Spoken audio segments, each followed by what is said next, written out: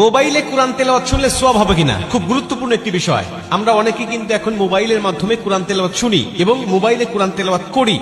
মোবাইলে কোরআন তেলাওয়াত যদি আপনি না পড়তে পারেন বা কুরআনুল কারীম যদি আপনি না পড়তে পারেন, তাহলে কুরআনুল কারীম শুনবেন বা কোরআন পড়তেও পারেন, আবার মোবাইলেও মাধ্যমে শুনবেন, তাহলে আপনার সওয়াব হবে কিনা, খুব গুরুত্বপূর্ণ একটা বিষয়। আজকে অধিকাংশ ইয়াং যারা, তারা বেশিরভাগ কুরআনুল কারীমের তেলাওয়াত তারা মোবাইলের মাধ্যমে শোনে।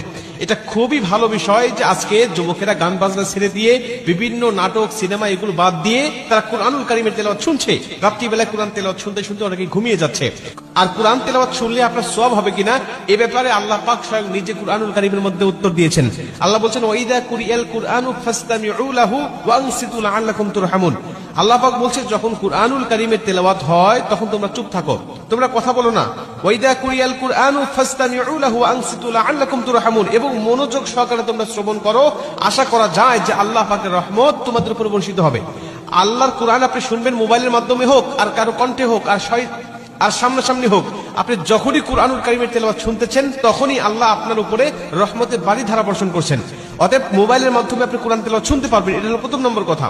দ্বিতীয় নম্বর কথা, আপনি যদি কুরআনুল কারীমের তেলাওয়াত শুনতে শুনতে ঘুমিয়ে যান, বা কুরআনুল কারীমের তেলাওয়াত শুনতে শুনতে আপনি যানবাহন করছেন, চলাচল করছেন, বা কুরআনুল কারীমের তেলাওয়াত আপনি বসে বসে শুনতেছেন, এমন অবস্থায় যদি আপনার মৃত্যু হয়ে যায়, নবীজি বলছেন, আল মাউতু আলা আমালিন সালেহ, যে ব্যক্তি ভালো কাজ করারত অবস্থায় দুনিয়া থেকে বিদায় নিয়ে চলে যায়, আল্লাহ পাক তাকে জান্নাতি মরণ দেয়, জান্নাতি মৃত্যু দেয়।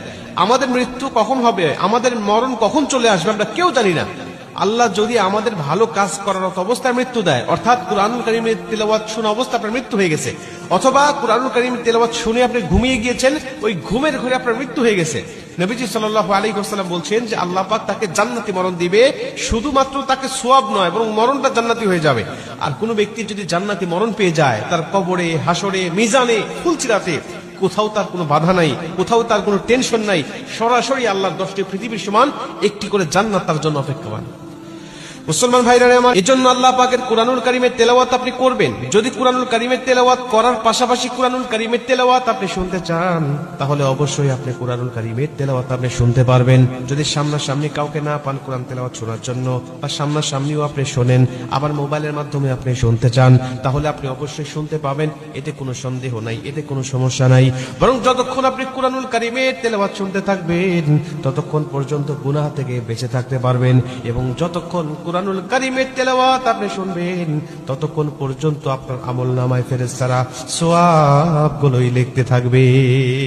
যতক্ষণ আপনি কোরআন তেলাওয়াত শুনবেন, ততক্ষণ গুনাহ থেকেও মুক্ত থাকবে।